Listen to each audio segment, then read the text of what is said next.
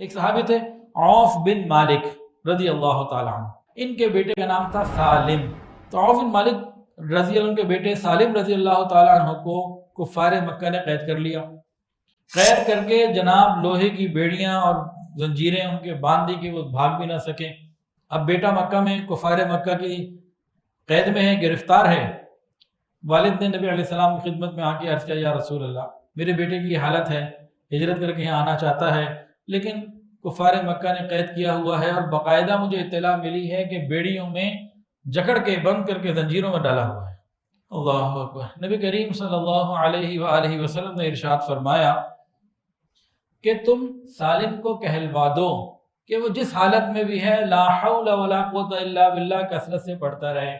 اب وہ صحابی تھے، قید میں تھے، اور لا حول ولا قوت الا باللہ انہوں نے ایسے پڑھا، اللہ تیرے سوا کوئی قوت نہیں ہے، جو بھی قوت ہے تیرے سے ملتی ہے، پڑھتے رہے پڑھتے رہے۔